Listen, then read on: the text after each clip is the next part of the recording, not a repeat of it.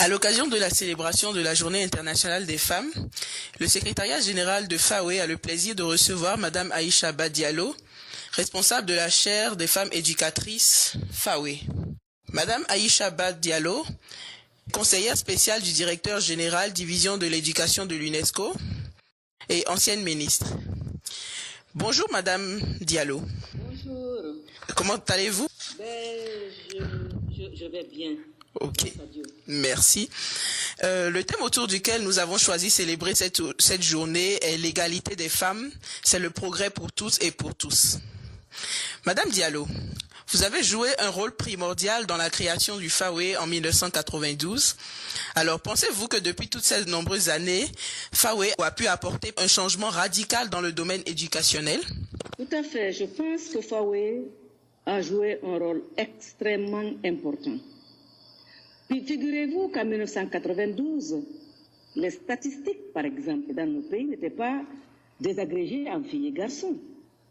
Aujourd'hui, aucun pays du monde, à plus forte raison les pays africains, n'ont cet état de choses. Tous nos pays ont des statistiques désagrégées en filles et garçons, en hommes et femmes. Ça, c'est un. De deux, nous avons réussi à mettre sur la scène du secteur de l'éducation l'importance de l'éducation de la jeune fille et des femmes. Nous avons démontré, grâce à toute la sensibilisation que nous avons faite au niveau des communautés, au niveau de nos pays, faire comprendre à tout le monde l'importance de l'éducation des filles, les bénéfices que cela apportait, non seulement à la jeune fille, à ses parents, à sa communauté, mais à toute la nation. Et cela a changé complètement la donne. Nous avons d'abord commencé par avoir des projets spécifiques aux jeunes filles, mais après, l'éducation des filles est devenue un thème transversal, de la petite enfance à l'enseignement supérieur. Nous avons fait beaucoup de recherches. Je peux dire franchement que FAWE a apporté beaucoup de choses. Même la formation des enseignants aujourd'hui se fait de manière... Les enseignants sont formés de manière à ce qu'ils soient sensibles aussi bien aux besoins de la jeune fille qu'aux besoins du garçon. C'est-à-dire vraiment promouvoir l'éducation pour tous. Et pour toute la vie, c'est-à-dire l'apprentissage tout au long de la vie, de la petite enfance à l'enseignement supérieur, en passant par le primaire, le secondaire, l'enseignement technique et la formation professionnelle. La formation des enseignants, le fait que dans les écoles, les sanitaires, les toilettes soient séparées en filles et garçons. Avant, ce n'était pas ça. C'est à peine s'il y avait des toilettes. Et maintenant, elles sont séparées. Ça, c'est un.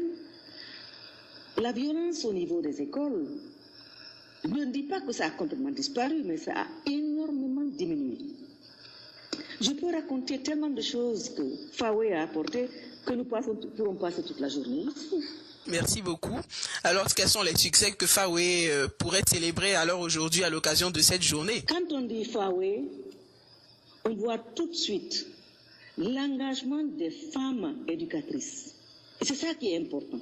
C'est de se dire, lorsque les femmes se lèvent pour faire un travail, elles le font jusqu'au bout. Quand on dit FAWE, on dit formation des enseignants sensibles au genre. Quand on dit FAWE, on dit c'est la recherche pour identifier les causes qui empêchent les filles d'aller à l'école. Quand on dit FAWE, c'est l'interdiction de la violence à l'école, c'est l'interdiction du harcèlement sexuel dans les écoles, c'est le retour des enfants qui avaient eu des enfants, qui avaient eu des jeunes filles qui étaient tombées en grossesse. On peut donc vraiment faire la liste, et la liste encore comme je vous l'ai dit. Nous pouvons vraiment pas nous asseoir parce que ce n'est pas fini. C'est de nous dire le travail accompli est reconnu sur le plan national et international, puisque vous avez vu les prix que FAWE a eu depuis 1994 à nos jours. C'est de se dire le travail est bien fait, est en train de se faire, mais il y a beaucoup à faire encore. Lorsque je sais, par exemple, que 22% des 57 millions d'enfants qui n'ont pas accès à l'éducation, 22% vivent en Afrique et 54% sont des filles. Alors quand on voit ça, on se dit, aïe, FAWE doit encore continuer le bon travail commencé depuis 1992. Quand on sait qu'au niveau des pays pauvres, seulement 14% des enfants finissent le primaire pour aller à l'école secondaire. Vous voyez, ça c'est difficile quand même. On ne peut pas s'asseoir et nous reposer sur nos lauriers. C'est de se dire, il faut continuer le travail, c'est la marche en avant. Ok, je vous remercie. Alors, quels sont selon vous les progrès que FAWE doit réaliser pour accroître la parité des genres et de façon plus spécifique dans le domaine de l'éducation? Vous savez, FAWE doit continuer à travailler avec les ministères. Dans un pays, c'est le gouvernement responsable de l'éducation de base. Et FAWE a toujours travaillé avec les ministères. Nous avons toujours cherché à influencer les politiques nationales. Nous voulons que les gouvernements non seulement privilégient l'éducation, mais s'assurent que le genre est une priorité, c'est-à-dire s'assurer que les filles et les garçons ont accès à l'éducation. Au début, nous travaillons pour les filles, mais maintenant c'est pour les deux. C'est pour les filles et les garçons, avec un accent particulier sur les filles. Donc c'est travailler avec les ministères de l'Éducation nationale, c'est travailler aussi avec le secteur privé, parce qu'avant, le secteur privé ne faisait pas partie des préoccupations des gouvernements dans le cadre de la mobilisation des fonds. Mais maintenant, nous leur demandons de contribuer au financement du secteur de l'éducation. Je pense que c'est surtout ça qui est important de se rappeler, c'est de savoir qu'un gouvernement seul ne peut pas réussir l'éducation pour tous. Le gouvernement est obligé de travailler avec toutes les parties prenantes, c'est-à-dire la société civile que nous sommes et les multilatéraux. C'est ça en fait, les syndicats, enfin, en un mot, la société civile. Ok, je pense quand même que FAWE a réussi à sensibiliser le gouvernement pour qu'ils comprennent que seuls, ils ne peuvent pas tout réussir. Et que la société civile, dont les ONG, sont des partenaires privilégiés. Ce sont les ONG, telles que FAWE, qui peuvent réussir à joindre ceux qui sont les plus difficiles à joindre, c'est-à-dire les enfants qui habitent les zones rurales. Et ça, c'est important. Ok, merci. Alors, vous pensez tout de même que les hommes ont un rôle à jouer quand nous parlons de parité? Absolument. FAWE, justement, a toujours demandé le partenariat avec les hommes. Je ne sais pas si vous avez lu toute la documentation sur FAWE. En 1994, nous avions invité les ministres hommes à une réunion qui s'était tenue à l'île Maurice, justement pour parler de la déperdition scolaire. Et parmi les causes de la déperdition scolaire, c'était le renvoi des jeunes filles qui tombaient en grossesse en cours de route. À l'époque, toute jeune fille qui tombait en grossesse était systématiquement licenciée de l'école. C'est à partir de cette réunion de 1994 que les ministres hommes ont compris que ce n'était pas normal qu'on renvoie ces jeunes filles qui n'étaient pas responsables de ce qui leur arrivait. Si les jeunes filles tombaient en grossesse, c'était de la responsabilité des parents, mais aussi de la responsabilité des systèmes éducatifs qui ne leur enseignaient pas l'éducation sexuelle. Donc si elles tombaient en grossesse, ce n'était pas leur faute à elles seules. Donc il fallait que les parents assument, que le secteur de l'éducation assume. Et donc d'accepter que les jeunes filles reviennent continuer leurs études. Et c'est depuis là que les pays ont accepté le retour des jeunes filles qui avaient des enfants par accident. Et donc, le partenariat avec ces hommes est absolument indispensable. Nous ne disons pas, vous savez, quand vous voulez sensibiliser les femmes, c'est déjà une porte ouverte que vous voulez enfoncer. Ce sont les hommes qu'il faut amener à comprendre l'importance de l'éducation des filles, l'éducation d'abord de tous et des filles en particulier. Mais une fois qu'ils ont compris cela, c'est fini. Ils nous rejoignent pour la promotion de l'éducation pour tous et des filles en particulier. Le partenariat avec les hommes, je dis, il est indispensable. Et nous le faisons. Et nous allons continuer à le faire. Je vous remercie. Alors, étant donné les progrès lents et inégaux qui ont été accomplis, des efforts continuent d'être faits pour l'atteinte des objectifs du millénaire pour le développement d'ici 2015. Quelle est la part de FAWE alors dans l'atteinte de ces objectifs, mais de façon plus spécifique en matière d'éducation? L'apport de FAWE, c'est de dire aux différents gouvernements africains que nous pouvons réussir. Nous pouvons réussir, pas d'ici 2015, parce que 2015 c'est demain. Aucun pays, sur le plan international, nous n'allons pas atteindre les objectifs du millénaire, ça tout le monde le sait. Mais les gouvernements savent que nous avons mis en place des initiatives réussies, telles que la formation des enseignants pour les rendre sensibles, telles que l'autonomisation des filles, maintenant elles osent parler, telles que les bourses des jeunes filles. Quand les enfants sont pauvres, si vous leur donnez une bourse, elles peuvent réussir. Et vous savez, nous avons donné des bourses. Et 30% d'ailleurs des bourses, c'était pour les garçons. Donc les enfants pauvres, surtout des zones rurales, lorsque leur donne un petit plus, mais ils réussissent. La lutte contre le VIH-Sida, nous avons aussi cette expérience qui est réussie. C'est de dire, nous avons des interventions, nous avons des innovations qui sont réussies. Si on les met en place, on en fait partie des politiques éducatives, on peut avancer très vite. C'est tout ça que FAWE peut apporter comme plus au niveau des systèmes éducatifs. Mais comme je vous le dis, un système éducatif, c'est le gouvernement qui en est responsable. Ce ne sont pas ce n'est pas la société civile. La société civile est un partenaire privilégié, mais la responsabilité première revient au gouvernement. Et comme je vous le dis, sur le plan mondial, eh bien, les objectifs du millénaire ne seront pas atteints. Si vous voulez, je peux même vous dire une chose, c'est que vous savez que, par exemple, pour la petite enfance, eh bien, il n'y avait pas un objectif précis. Donc, qu'est-ce que FAWE va dire? C'est que pour le post-2015, il faut qu'il y ait un objectif précis avec des indicateurs précis. Il y avait un autre objectif qui n'avait pas d'indicateurs précis, c'était la jeunesse. Et donc, nous allons exiger que pour le post-2015, cela soit fait. Il y a, par exemple, l'alphabétisation qui avait été négligée. Et vous savez qu'en Afrique, 182 millions d'analphabètes sont toujours là, dont 2/3 des femmes. C'est de se dire, attention, si nous voulons que les enfants réussissent, il faut que les parents leur viennent en aide. Et pour cela, il faut que les parents soient alphabétisés afin de soutenir leurs enfants. Qu'est-ce que je peux encore dire?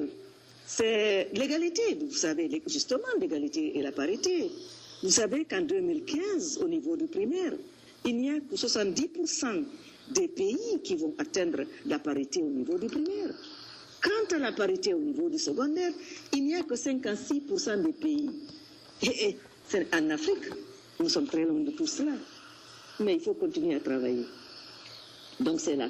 C'est continuer la sensibilisation en montrant des chiffres et des faits qui démontrent que nous n'avons pas atteint les objectifs, mais que cela est faisable à condition de redoubler d'efforts. Voilà la contribution de FAWE. Tout à fait, merci. Consciente de la réticence des filles ou femmes à faire des études dans les domaines de la science ou des technologies, nous avons pu nous rendre compte que vous êtes une experte en biochimie. Alors, quel message vous pouvez adresser aux filles pour les encourager à aller plus dans les domaines de la technologie, des sciences? Je vous donne mon exemple. Moi, j'ai fait chimie. Donc, lorsque je suis revenue dans mon pays, je suis devenue en quelque sorte un modèle. Les jeunes filles se sont dit, si elle a réussi à faire la chimie, il n'y a pas de raison qu'on ne le fasse pas. Nous avons beaucoup de modèles comme ça maintenant en Afrique. Nous avons des femmes maintenant qui ont fait l'électricité, qui ont fait l'agriculture, qui ont fait la technologie. L'essentiel est que les jeunes filles comprennent que si elles s'y mettent, elles peuvent réussir. Mais si dès le jeune âge, on leur dit, vous n'êtes pas bien en mathématiques, vous n'êtes pas bien en physique, vous n'êtes pas bien en chimie, si elles y croient, eh bien, elles ne vont pas aller vers ces matières-là. Alors qu'en fait, elles sont bonnes dans ces matières. Elles peuvent être bonnes à condition de s'y mettre, c'est tout. C'est les encourager à embrasser ces branches-là. Et aujourd'hui, nous avons beaucoup quand même de scientifiques. Hein. Lorsque je prends le Nigeria, les bourses L'Oréal, UNESCO, L'Oréal, il y a eu beaucoup de femmes qui ont eu des prix. Et ce sont des prix scientifiques. Si elles veulent, elles peuvent. Et toutes celles qui ont embrassé les branches scientifiques et techniques, elles ont réussi. Et nous souhaiterions justement avoir leur liste pour pouvoir partager ces listes-là au niveau de nos pays, afin que les jeunes filles comprennent. Une fois qu'elles l'ont compris, c'est fini. Elles le font. Elles réussissent aussi. Ok, merci beaucoup pour votre contribution. Et on a souvent tendance aussi à dire que les femmes ont une manière différente d'aborder la politique et de faire de la politique. Alors, au vu de votre expérience et de vos engagements, souscrivez-vous à cette appréciation et pourquoi, selon vous, les femmes ont du mal à être représentées dans la vie politique? Je vais vous dire pourquoi les femmes n'aiment pas tellement s'impliquer dans la politique. C'est la violence qu'il y a autour de tout ça. Vous vous imaginez, chaque fois qu'il y a des conférences, il y a des bagarres. Or, la femme n'aime pas ça. La femme aime la paix. Et c'est ce que nous devons combattre. Ce sont les violences liées à tout système électoral. Le jour que nous n'aurons plus de violence au niveau des systèmes électoraux, et le jour où il y aura la transparence, que l'on ne soit pas obligé d'acheter les voix, les femmes vont souscrire à la politique, elles vont faire de la politique. C'est cette violence-là. J'en ai discuté, c'était en Afrique de l'Ouest, les femmes leaders qui discutaient justement de pourquoi les femmes ne veulent pas tellement s'impliquer dans le domaine de la politique. Et la barrière numéro 1, c'était la violence. Elles n'aiment pas être insultées. Or, aujourd'hui, c'est ce que nous vivons. Dès qu'une femme veut se présenter, d'ailleurs, pas seulement une femme, on traite la personne de toutes sortes de choses. Et nous n'aimons pas ça. Donc, luttons pour que les élections soient transparentes, qu'elles soient justes, mais qu'il n'y ait pas de violence. Ce jour-là, si cela est atteint, les femmes viendront dans la politique et elles vont réussir. Parce qu'une femme, quand elle prend un engagement, si elle est élue, elle respecte l'engagement pris. Merci beaucoup. Merci infiniment pour cette contribution. Quel est selon vous le rôle primordial que les femmes ont à jouer dans l'avancée de notre continent, du continent africain? C'est la paix. Vous avez vu combien nos pays souffrent de ce manque de paix, de cohésion sociale. C'est ce dont nous avons besoin aujourd'hui, au niveau de tous nos pays. Si vous regardez les pays en conflit, en post-conflit, la majorité se trouve en Afrique. Donc, le rôle des femmes, c'est d'amener les peuples, les populations, à apprendre à vivre ensemble. C'est de se dire, dans un pays, il faut qu'il y ait une cohésion sociale, il faut qu'il y ait une paix pour qu'il y ait un développement durable. Et c'est là où les femmes peuvent jouer un rôle extraordinaire, un rôle essentiel. Et nous allons nous y mettre, la paix, la cohésion sociale pour un développement durable. Merci beaucoup. Et pour finir, ma dernière question, en ce mois de célébration de la Journée internationale des femmes, quels sont vos espoirs pour les femmes africaines? Et quel est votre message à l'endroit de toutes les femmes de l'Afrique et du monde, à l'occasion donc de cette Journée internationale des femmes? Mon message à moi, c'est celui-ci. Soyons ensemble, travaillons ensemble. Sachons que les hommes sont nos partenaires et c'est ensemble que nous pourrons réussir un développement durable de l'Afrique, mais dans la paix, dans la cohésion sociale. Mon message, c'est ça, c'est de se dire l'Afrique a besoin de paix. Nous avons toutes les ressources naturelles et humaines pour réussir un développement durable pour l'Afrique, dans la paix, dans la cohésion sociale. Donc ça va se faire. Voilà mon message.